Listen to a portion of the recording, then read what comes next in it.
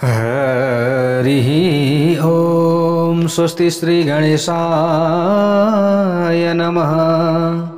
ॐ नमो भगवते वासुदेवाय। ॐ श्री हरये नमः। सच्चिदानन्दरूपाय विश्वोत्पत्त्यादिहेतवे तापत्रय विनाशाय श्रीकृष्णाय वयं नुमः। करारविन्देन पदारविन्दम्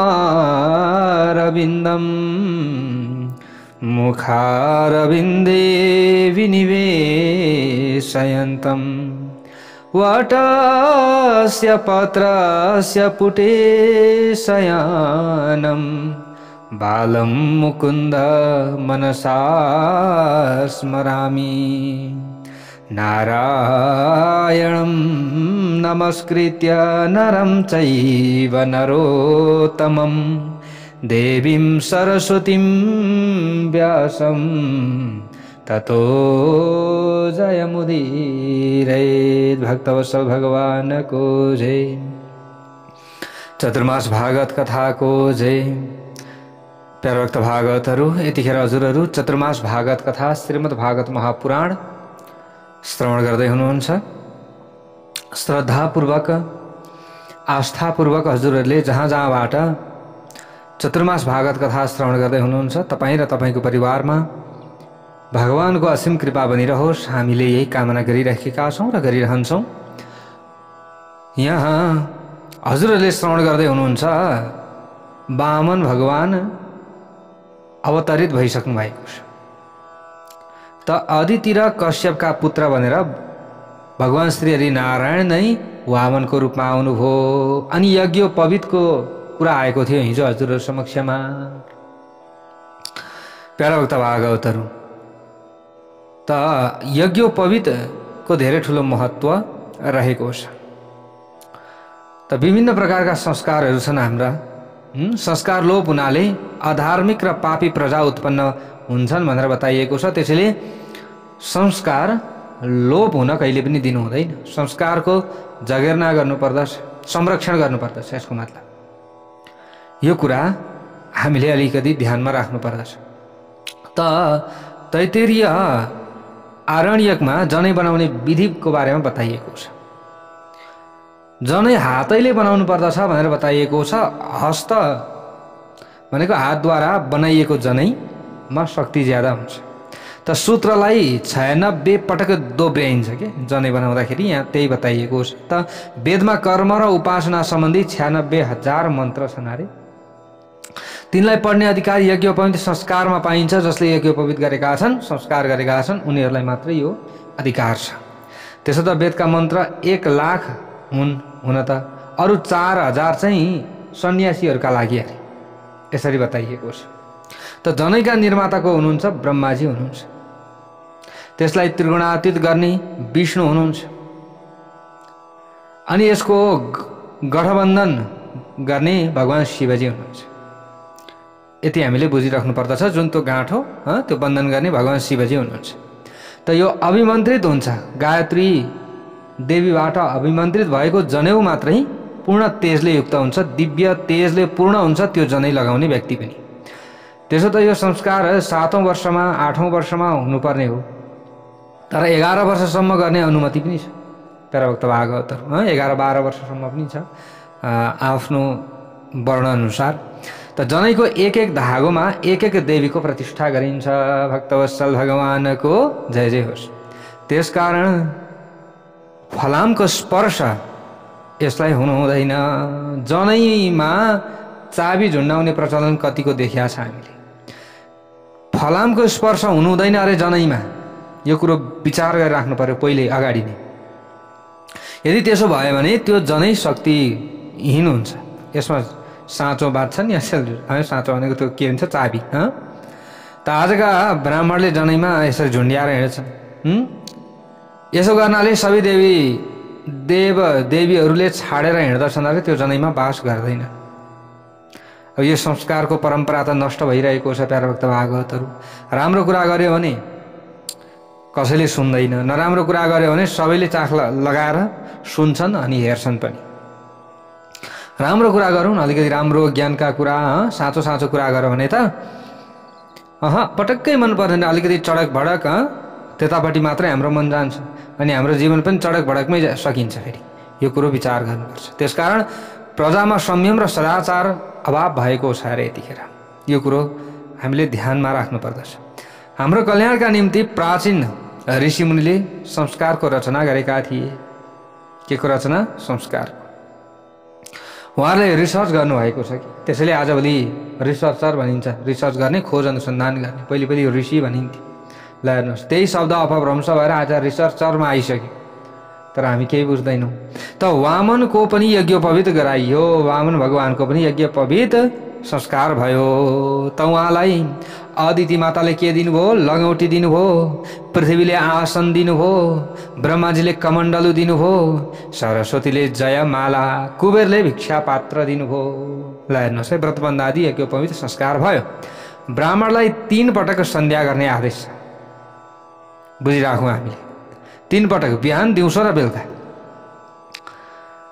हामीले यदि 3 पटक अवश्य पनि गायत्री जप्नु पर्दछ अथवा गायत्रीको स्मरण 3 पटक दिनमा गर्नुपर्दछ, यसरी बताइएको छ।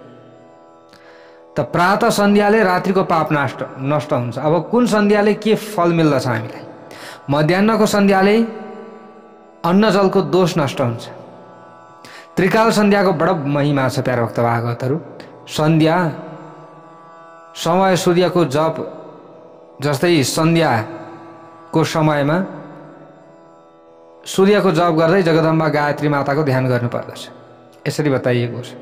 त सन्ध्यामा गायत्री माताको आवाहन गर्नुपर्दछ। गायत्री देवीका आवाहन गरेर भन्नुपर्दछ, हे माता, मेरा हृदयमा आइदिनुहोस् हजुर, मेरो रक्षा गरिदिनुहोस् हजुरले। यसरी हामीले भन्नुपर्दछ। देवीको यसरी आराधना गर्नुपर्दछ, यसरी स्तुति गर्नुपर्दछ। मेरो रक्षा गरिदिनुहोस्। सन्ध्यामा अगमर्षण गर्नुपर्दछ अरे, ध्यान गर्नुपर्दछ, यसरी बताइएको छ। सन्ध्या नियमित र समयमा हुनुपर्दछ। हामीले अब दिउँसोको समयमा यदि भ्याउँदै भ्याइएन भने पनि बिहान अथवा बेलुका एक समयमा हामीले अवश्य पनि गर्नुपर्दछ। बिहान बेलुकाको समयमा हामीले नित्य सन्ध्या छोड्नु हुँदैन।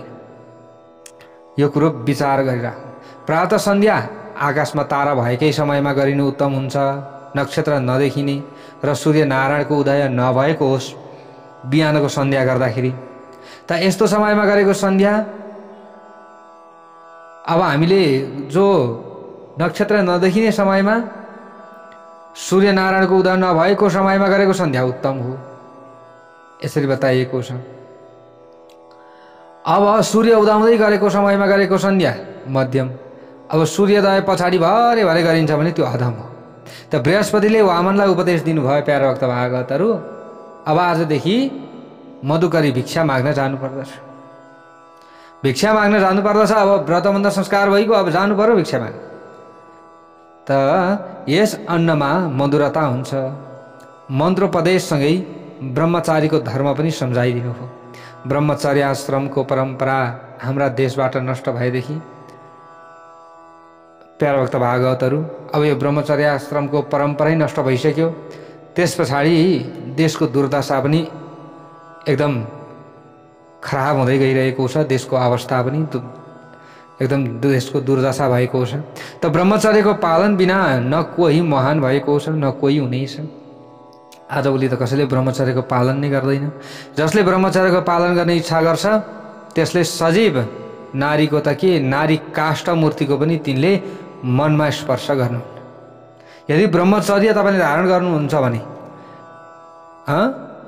सजीव नारीको त तपाईँले स्मरण गर्ने कुरो त परै जाओस्। यदि कुनै नारीको मूर्ति छ भने पनि त्यसको समेत तपाईँले स्मरण गर्नु हुँदैन, स्पर्श गर्नु हुँदैन। भक्तवत्सल भगवानको न स्पृशेत दारमिउ अपि भनेर यसरी बताइएको छ। यदि ब्रह्मचर्यको पालन गर्नु छ भने नारीको मुख या केशतर्फ पनि दृष्टि कहिले गर्नु हुँदैन, यसरी बताइएको छ। तपाईँले ब्रह्मचर्यमा रहन चाहनुहुन्छ भने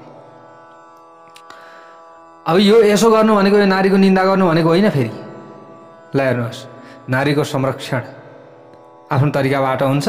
जस्तै यो ब्रह्मचर्यमा हामी रहनु, आजभोलि त ब्रह्मचर्यको नाममा विभिन्न कुराहरू छन्। त्यसैले ब्रह्मचर्य भनेको त्यस्तो हो भन्न खोजेको कि यसरी बताइएको छ।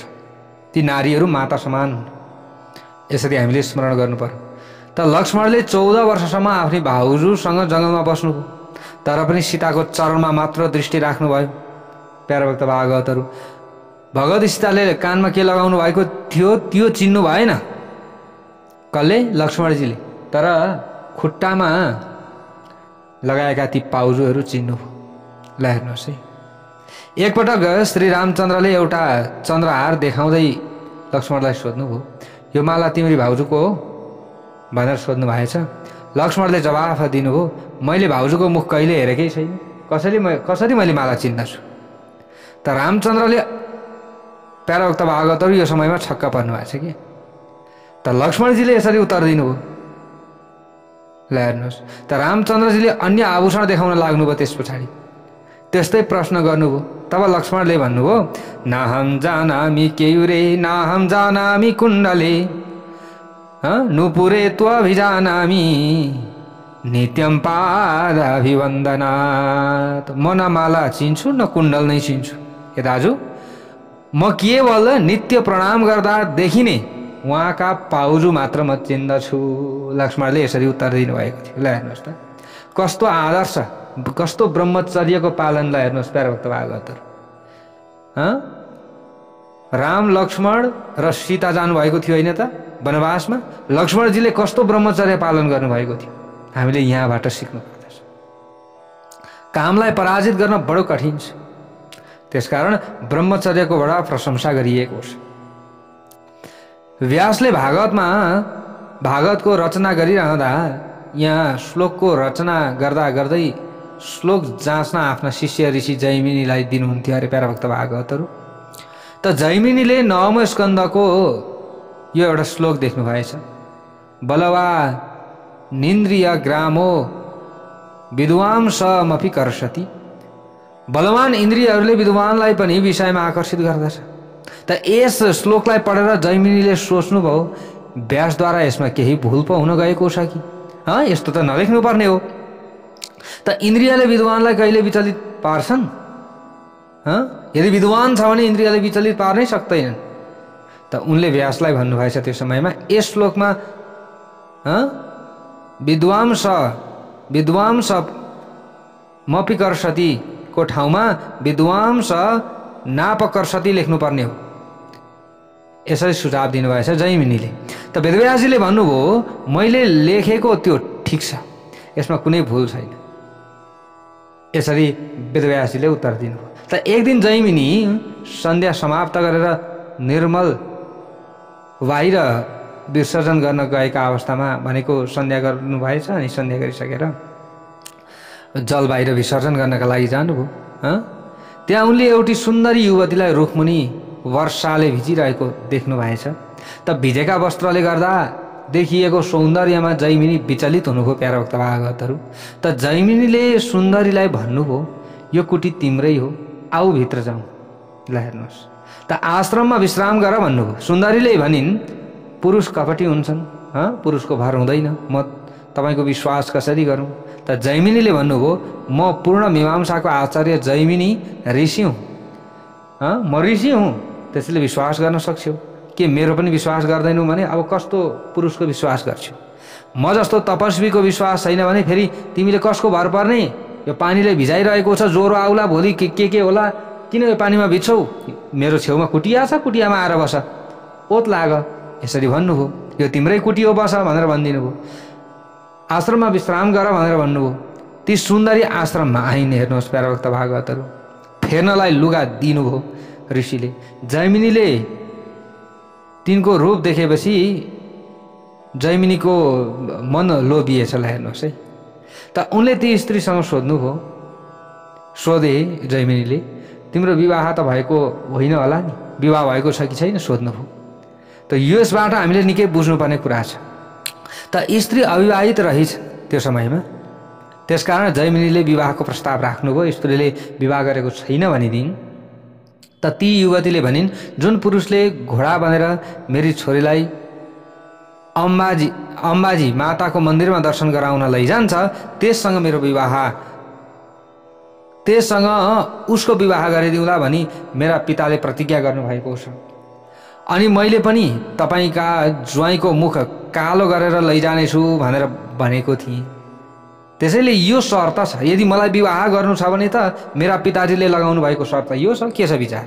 त जैमिनीले सोच्नुभयो, घोडा बन्नु परे पनि कालो मुख गर्नु परे पनि यी सुन्दरी त मेरी नै हुन्छन्। ल हेर्नुहोस् है, यति गर्दा स्त्रीसँग विवाह गर्न पाइन्छ भने ठिकै छ। ल हेर्नुहोस्, यस्ता ज्ञानी व्यक्ति पनि स्त्रीको मोहमा फस्नुभयो भन्नुको मतलब यो। त उनी त्यसै गर्न तयार हुनुभयो। त पुरुषले परस्त्रीलाई काम वासनाले हेर्छ भने त्यसको मुख कालो नै हुन्छ भन्न खोजेको हो यसको मतलब। ल हेर्नुहोस्, त जैमिनीले घोडा बन्नुभयो, त्यस युवतीलाई आफूमाथि सवार गराउनु भयो। यो अनौठो सवारी अम्बाजीको मन्दिरमा आइपुग्यो। प्यारा भक्त भागवतहरू, त्यस मन्दिरको वार्दलीमा वेदव्यासजी बसिरहनु भएको रहेछ नि। ल हेर्नुहोस् है, अगाडि भन्नुभएको थियो नि यो श्लोक ठिक छैन भनेर, तर वेदव्यासजीले मान्नु भएन। यो हेरिराख्नु भएको थियो दृश्य वेदव्यासजीले। उहाँले सबै कुरा बुझ्नुभयो।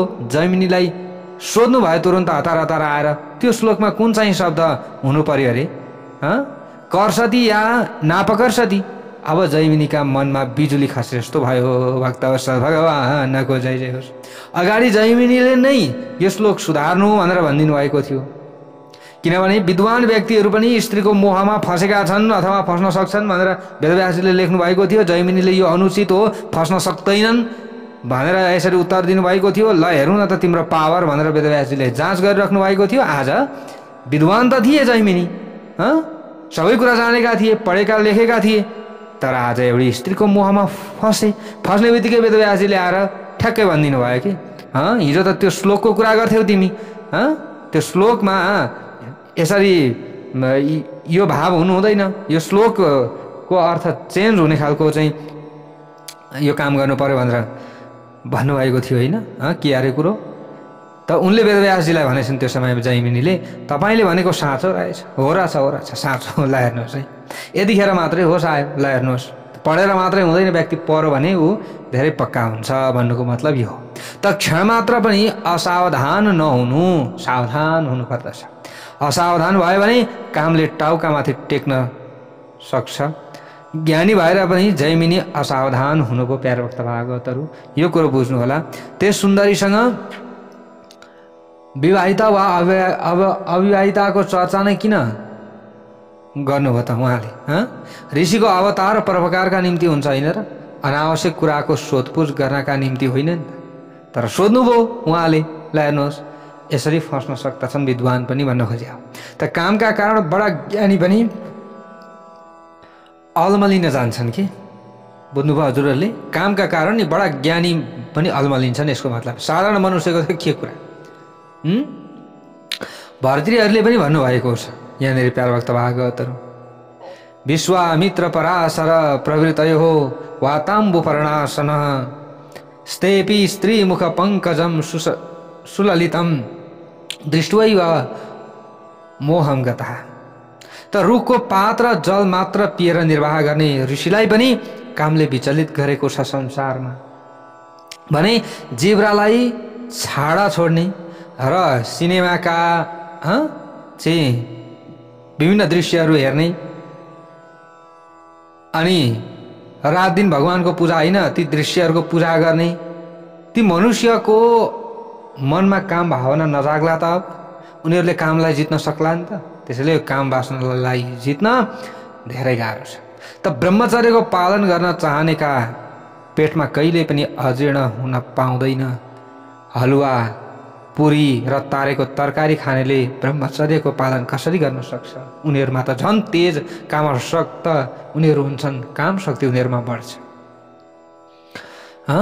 श्री कृष्णलाई दुर्बलता मन पर्दैन। प्यारा भक्त भागवतहरु, नरसिंह मेहताले पनि भन्नुभएको छ, हरिनो मार्ग छे सुरानो नहीं कायरनु काम जानी। त हरिको मार्ग सुरवीरहरुको हो यसरी बताउनु भएको छ प्यारा भक्त भागवतहरु। कातरहरूका लागि होइन, सुरवीरहरूका लागि। नायमात्मा बलहीनेन लभ्यः, त्यसकारण ब्रह्मचर्यको पालन गर्नुपर्दछ, बलवान बन्ने प्रयत्न गर्नुपर्दछ। स्त्रीको मुखिया कपाल ब्रह्मचारीले त्यतापट्टि कहिले पनि हेर्नु हुँदैन। त आँखा या मनमा विकार आउन साथ गायत्री मन्त्रको जप गर्नुपर्दछ भनेर बताइएको छ। हजुरहरूले पनि जप्नु भएको होला प्यारा भक्त भागवतहरू। त मनरूपी हात्तीलाई सत्कर्म रूपी अङ्कुशको बसमा राख्न सक्नु पर्दछ। त वामनले जगदम्बा पार्वतीका समीपमा गएर भन्नुभयो, ओम भगवती भिक्षा देहिमे। ल हेर्नुहोस् है प्यारा भक्त भागवतहरू, पहिले कहाँ जानुभएछ? पार्वतीका समीपमा जानुभएछ। त पार्वतीले दिएको भिक्षा उहाँले गुरुका सामु ल्याएर राखिदिनु भयो। त गुरुले भन्नुभयो भिक्षा त बहुतै कम छ, यति मात्रै भिक्षाले म मान्दिनँ। वामनले कुनै ठुलो यजमानको नाम र ठेगाना सोध्नुभयो। त्यसो भए अब यतिले मात्रै हुँदैन भने को यजमान कहाँ गएर मागेर ल्याएर हजुरलाई टक्र्याउँ त? उसो भए म त ब्राह्मणको छोरो, ब्राह्मणै हुँ, जानु पर्यो भिक्षा माग्न। त्यसो भए त अब मैले गुरु हजुरलाई मानेको छु, अब हजुरलाई के दिनु पर्यो? त बृहस्पतिले आज्ञा दिनुभयो। त्यस पछाडि नर्मदा नदीको किनारमा बलिराजा अश्वमेध यज्ञ गर्दैछन्, बाबु जाऊ, उनीबाट तिमीले अवश्य राम्रो भिक्षा पाउनेछौ, त्यहाँ जाऊ त। यसरी बृहस्पति गुरुले आदेश दिनुभयो। अब वामन भगवान पनि सबै जान्नुहुन्थ्यो प्यारा भक्त भागवतहरू, बृहस्पति गुरुले के चाहँदै हुनुहुन्छ भन्दा बृहस्पति गुरुले चाहँदै हुनुहुन्छ आफ्ना यजमानहरूको उद्धार होस् भनेर। कसको भन्दा अहिले त दैत्यहरूले सबै स्वर्ग जितेका छन्, त त्यही स्वर्ग फिर्ता लिन खोज्दै हुनुहुन्छ बृहस्पति गुरु। अब यो लिन सक्ने त उनी भगवान मात्रै हुनुहुन्छ, अरूले त सक्दैनन्। किनभने बलिराजा पनि यतिखेर धर्मात्मा छन्, धर्म कर्मतिर लागेका छन्। जसले धर्म कर्म गर्छ उतैतिर भगवान लाग्नुहुन्छ। त्यसो भइसकेपछि अब यो योजना रच्नु भएको थियो बृहस्पति गुरुले प्यारा भक्त भागवत। त जानुहोस् भनेर यसरी बताइसकेपछि वामन भगवान पनि त्यही दिशातिर लाग्नुभयो। अब वामन लगौटी लगाउनु भएको छ, वामन भगवानले पाउमा खराउ लगाउनु भएको छ, हातमा कमण्डलु बोक्नु भएको छ, छाता र दण्ड यसरी चाहिँ लिनुभएको छ, कमरमा मन्जुको मेखला, काखीमा मृग चर्म, शिरमा जटा, काँधमा यज्ञोपवीत, मुखमा ब्रह्म तेज भएका यस्ता वामन भगवान अब टुकुर टुकुर टुकुर टुकुर गर्दै नर्मदा नदीको किनारतिर लाग्नुभयो। जय बोलौँ एकचोटि वामन भगवानको जय जय होस्। कुनै अपरिचित व्यक्तिका सम्मुख अनायासै शिर निहुरन्छ भने सम्झनु पर्यो त्यस व्यक्तिमा ईश्वरको अंश छ। यति कुरा बुझ्नु होला प्यारा भक्त भागवतहरू। कोही अपरिचित तपाईँले जान्दै नजानेको कोही व्यक्तिसँग भेट भयो र उसको अगाडि तपाईँको शिर निहुरिँदैछ भने यति कुरा तपाईँले बुझ्नुहोस्, तिनमा केही न केही भगवानको अंश छ। अपरिचित भए तापनि वामनजीलाई बाटामा सबैले नमस्कार गरे प्यारा भक्त भागवतहरू। उनी नर्मदा तटको यज्ञ मण्डपमा पुगे। ब्रह्म तेज लुकाएर लुकाइने होइन, यज्ञ मण्डपमा उपस्थित ऋषि समूहले विचार गर्न थाले। त्यो समयमा आजसम्म यस्तो ब्रह्म तेजस्वी कहिल्यै देखेको थिइनँ। साक्षात् सूर्य नारायण यस्तो रूपमा आएका होलान्। यी को ब्राह्मण कुमार होलान्? शङ्कर स्वामीलाई कसैले सोधेको थियो त्यो समयमा प्यारा भक्त भागवतहरू, जगतमा भाग्यशाली को छ? त शङ्कर स्वामीले उत्तर दिनुभएको थियो, कोपिनवन्तः खलु भाग्यवन्तः, जो लगौटी लगाउँछ, जितेन्द्रिय छ, सदा सर्वदा भगवानकै कुरा गर्दछ, भगवानसँगै खेल्छ, त्यही सर्वाधिक भाग्यशाली हो। यो धन सम्पत्ति र देहसँग खेल्छ, जो धन सम्पत्ति र देहसँग खेल्छ त्यो भाग्यहीन हो। त यस अपरिचित बालकका विषयमा ब्राह्मण विचार गर्दै थिए त्यो समयमा प्यारा भक्त भागवतहरू। सबैले हेरे, परबाट एकदम तेजस्वी ब्राह्मण आइरहेका छन्।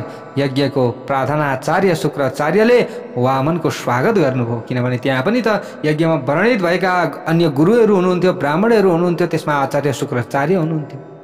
त यी महातेजस्वी बटुकको शुक्राचार्य सहित सब ऋषिहरूले सत्कार गरे प्यारा भक्त भागवतहरू।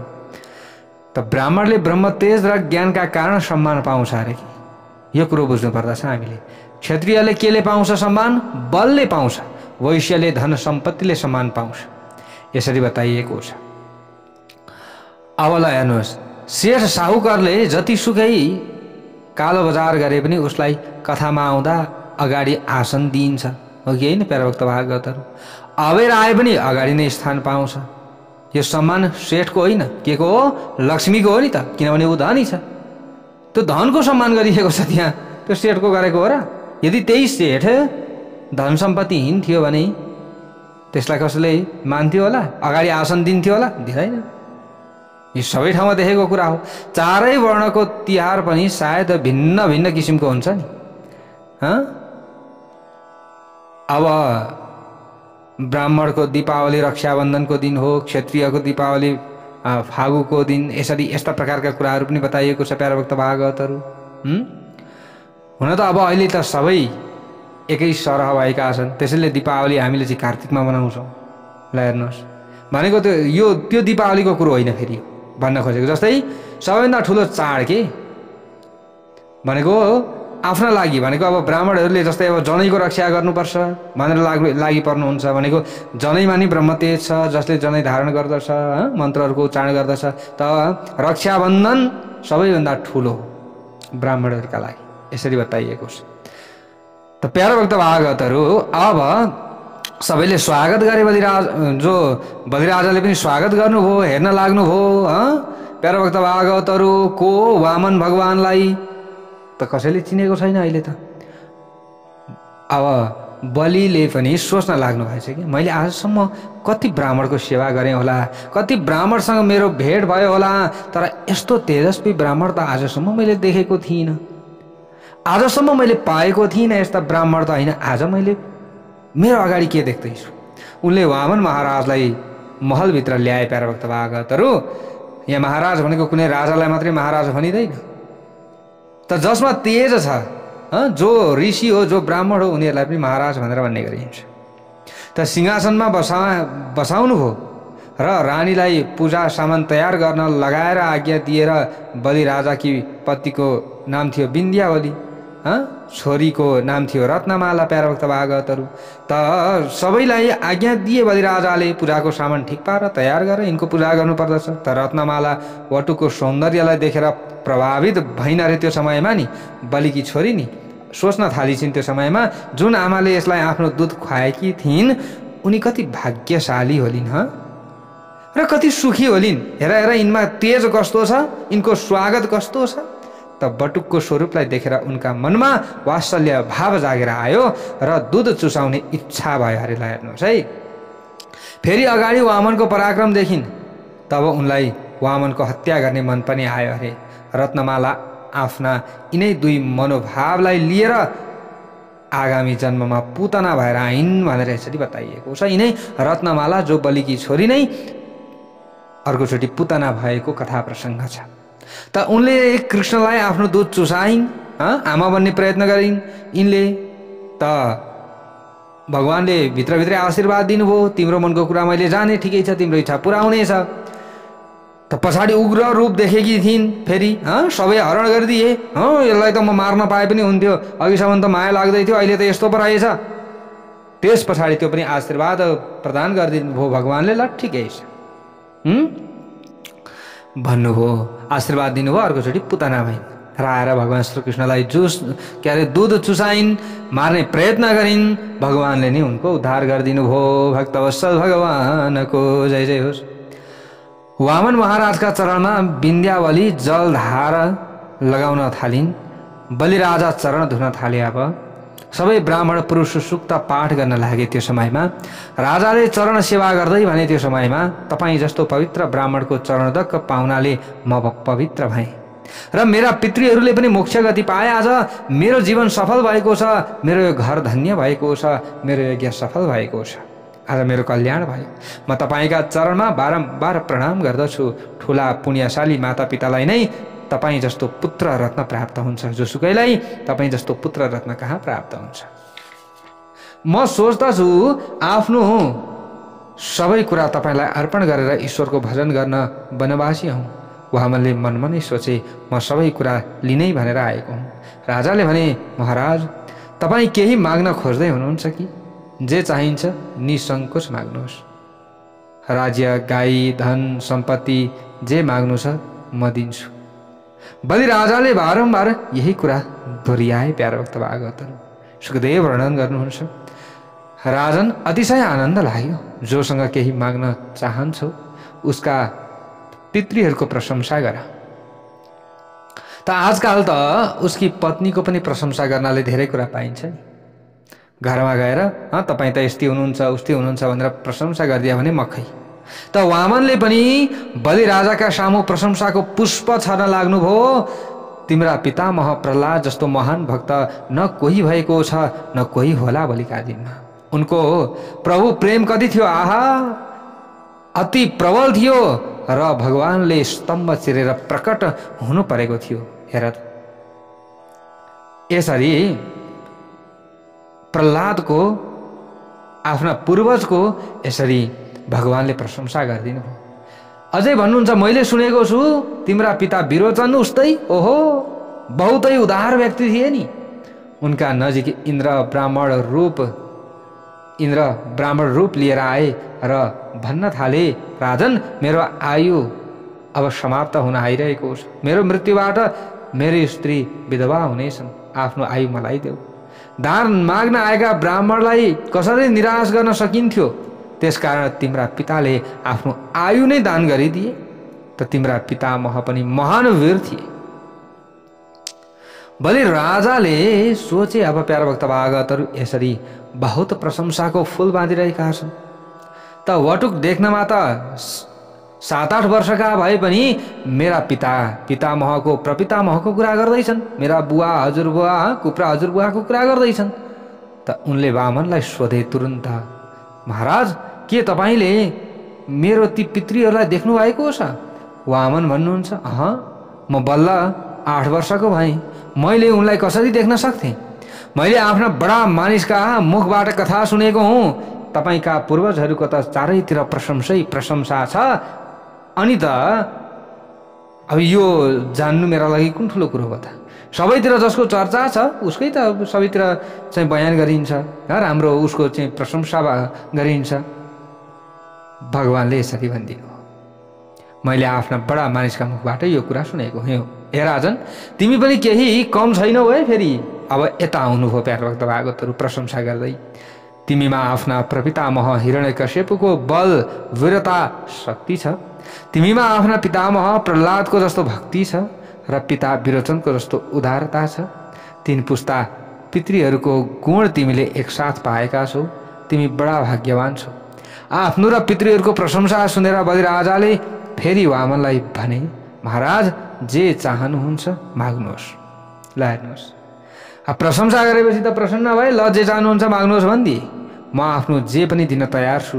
बलि राजालाई वामनले वचनबद्ध गर्नुभयो। पहिले पक्कै दिन्छौ त दिन्छु भन्न थाले। राजन म लोभी होइन, सन्तोषी ब्राह्मण हुँ। म त आफ्ना गोडाले नापेर मात्र 3 पाइला भूमि दानका रूपमा लिन चाहन्छु।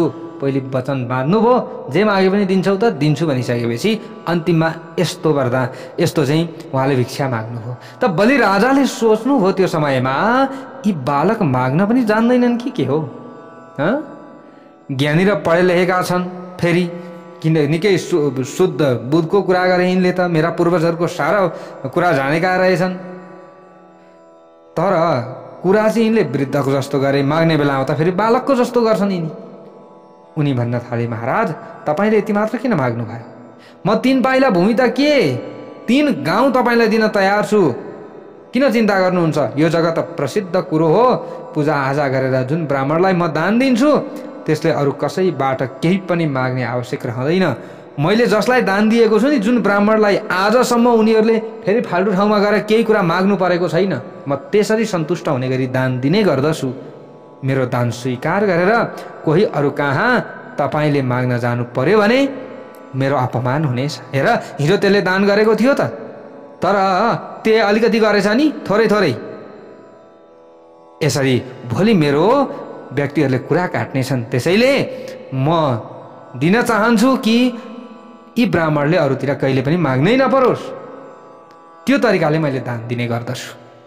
मैले तपाईँलाई देख्न साथ थाहा पाइसकेको थिएँ तपाईँ सन्तोषी ब्राह्मण हुनुहुन्छ। असन्तुष्ट 2 जनाष्टा जो असन्तोषी ब्राह्मण छन् उनीहरूको पनि फेरि नाश हुन्छ। त्यसैले 3 पाइला भूमि दिन मलाई बडा सङ्कोच भइरहेको छ। यति मात्रै के दिने। यो 3 पाइला भनेको कति हुन्छ, के गर्ने त्यसमा। एउटा खाँबो पनि आँट्दै, हँ? केही माग्नुहोस् अरू 3 पाइला भूमि दिन त लाज पो लाग्दैछ मलाई। यो दिनेलाई पनि लाज लाग्दो कुरो के गर्नु हो? बलिले यसरी भन्न लागे प्यारा भक्त भागवतहरू। अब वामन भगवानले अगाडि गएर के भन्नुहुन्छ कस्तो, त्यो अगाडिको कथा प्रसङ्गमा हजुरहरूले श्रवण गर्न पाउनुहुनेछ भक्त वत्सल भगवानको।